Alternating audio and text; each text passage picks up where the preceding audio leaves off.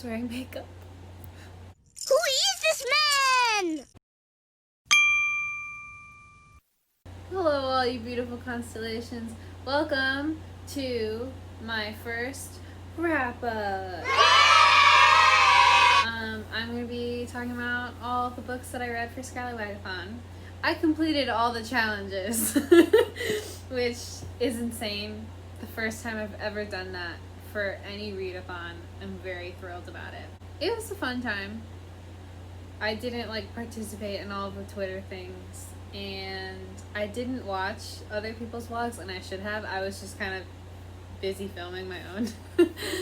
But yeah, I really liked this one. It was really fun. The theme was fun. I don't know. It was just a good time all around. So, without further ado. Oh my gosh. Wait. Oh my gosh. Yeah. The first book that I finished for Scallywagathon was Fangirl. I did this for Body Songs because there's romance in it.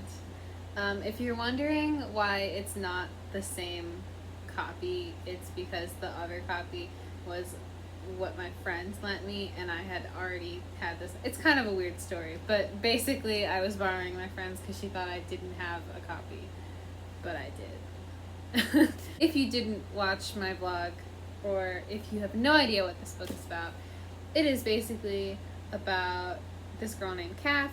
She and her twin sister are going off to college. Her sister is very excited to have a new start, but Kath is not. She's nervous, understandably. She suffers from anxiety, and she kind of had the expectation that she would be with her sister throughout their first year, and that's not what happened. And Kath has to come to terms with a roommate who's not like her, and this boy that keeps coming around. And also she writes fan fiction, and she's a bit of a nerd. Her entire world revolves around this book series called Simon Snow, and it's kind of her escape from the stresses of life. I did not explain that very well, but whatever. You probably already knew what this book was about anyway. I rated this 5 out of 5. I loved it because of how real it felt and how much I was able to relate to it, and just how I felt afterwards. I don't think I've read a book that made me feel as hopeful and, I don't know, gave me the feeling of escape that it was trying to portray for Kath. Like the same way that Kath feels about Simon Snow was the way this book managed to feel for me. And I really appreciate that. I also had already read Carry On, and I felt the same way about Carry On. I loved Simon and Baz. That book just made me really happy, and I was worried that this one would kind of destroy all that, and it didn't. It just gave me more of an appreciation for it. And yeah, I'm glad I read this. If you haven't read it, please do. It's very good. The next book that I finished was This Book is Anti-Racist. I did this for Black Sales, because it's black. I also gave this a 5 out of 5 stars. I think it was really helpful. I've yet to read How to Be an Anti-Racist. I really want to. But I was on Goodreads last night, and I saw someone talking about how it was really long, and it was also helpful, but there were just places where it could have been more concise. I feel like this book was exactly what that person was wanting. It's concise and clear, but it still tackles really complex issues that are so deep in our society that we don't even think about how they've affected everyone, and how important it is that we try and stop them and change them and try and make our world a better place for the majority of people that it's not doing that for. Also, the illustrations are really pretty. It's filled with them. Every page has something, and it's just It's a delight. There are also little activities for reflection in here to reflect on your own identity and how it affects the way that you kind of see life and how it could affect your activism. It's just really great. My former English teacher got me this because she was reading it and she, I guess, wanted to share it with someone. It was very sweet of her. I know she's not watching this, but thank you to her anyway. She was very thrilled that I liked it as much as she did. The next book that I finished that you didn't see me finish, but you knew I was close, The Burning Maze. Again, 5 out of 5. This one was a good read-a-thon, because I read some real good books. I can't give you a synopsis on this because it's kind of a spoiler, but if you haven't read it, which I know a lot of people haven't read this series, please read the series.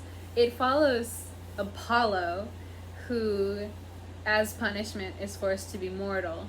And of course he hates it because he's a god, and he's not used to being not the center of attention.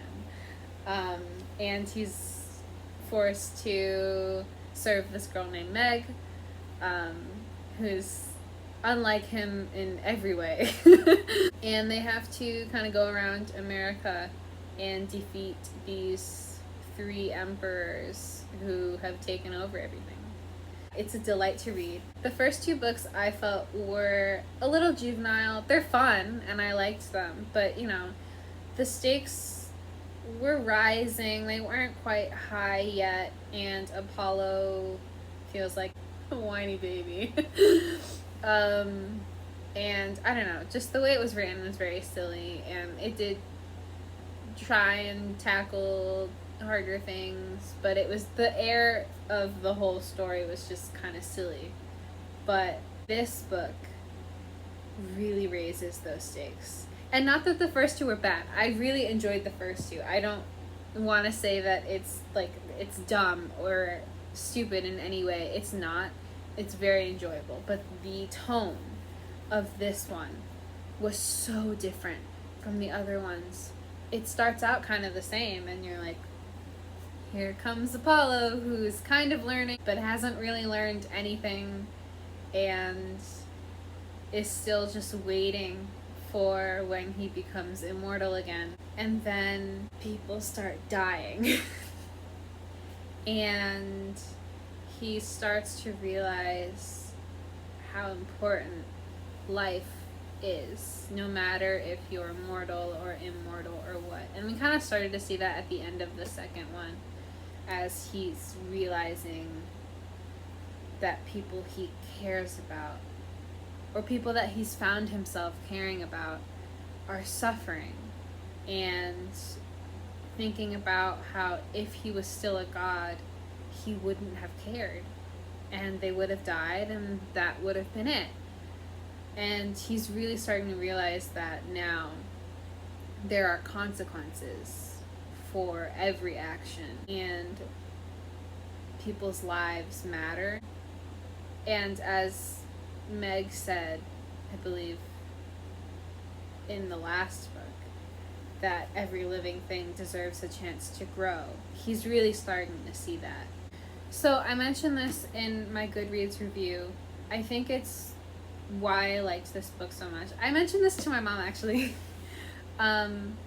In the other Percy Jackson books, our heroes know that they're heroes. They have expectations for themselves that force them to move on when people die, because they know they don't have the luxury to grieve, essentially.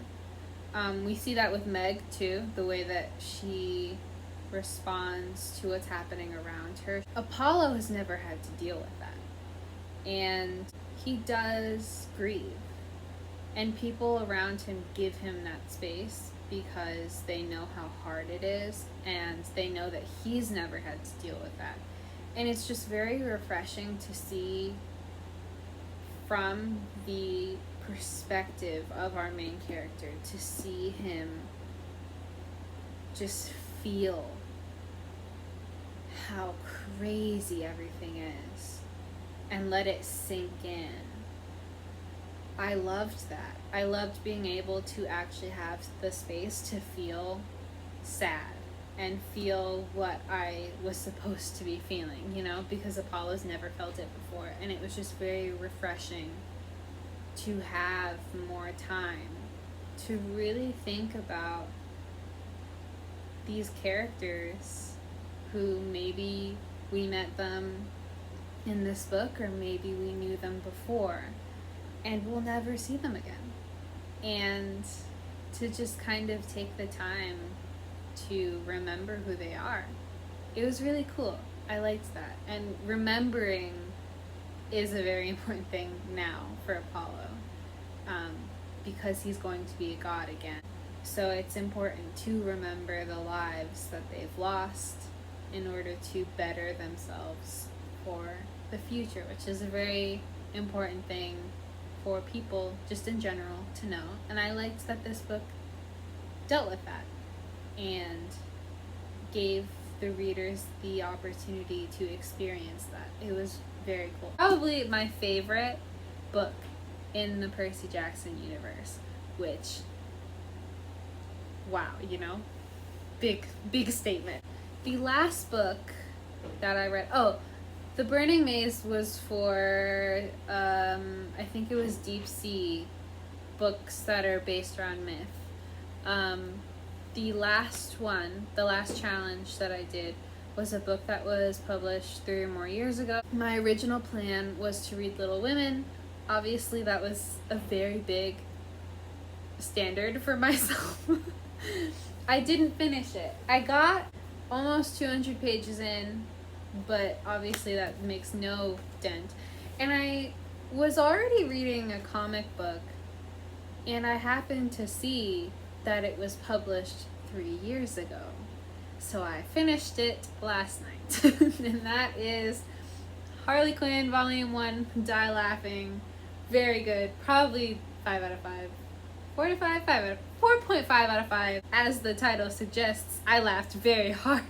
This volume contains 3 storylines that are, I don't know what the proper terminology for comics is, but it's essentially 3 storylines that are broken up into smaller issues, but they're all in here.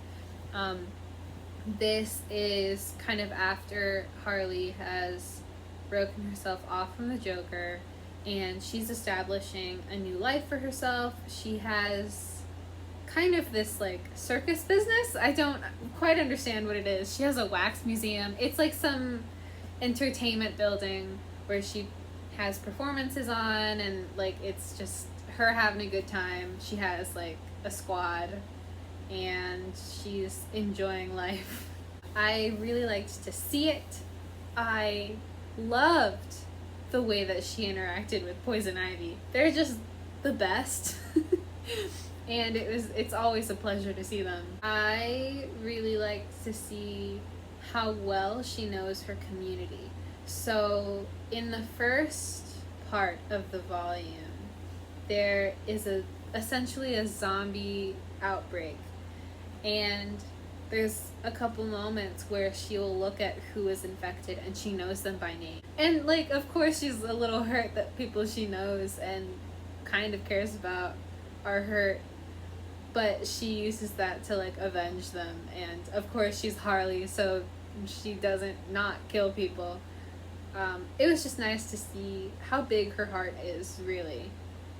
She cares a lot about the animals around her. There's a scene where this group of people who are dressing up as knights and they're riding on horseback kills a mailman, and she really likes this mailman.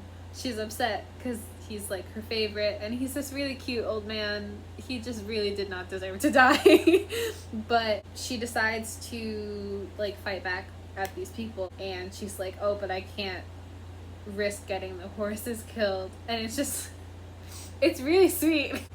I don't know. It's really sweet to see how much she cares about people and animals, and also how much she fights with a vengeance to protect those people, even if her actions are not very great or they're slightly questionable. I don't know. Harley's just really fun to read because she is quite aware of what she's like, but she's also trying to better herself. And it's really cool to see that. Please read it. It's fun. If you like Harley Quinn, you might like this. I hope you guys enjoyed watching me read these things and talk about them very badly. If you participated in Scallywagathon, please let me know how well it went for you. If you finished anything, what were the books you finished? Did you like them?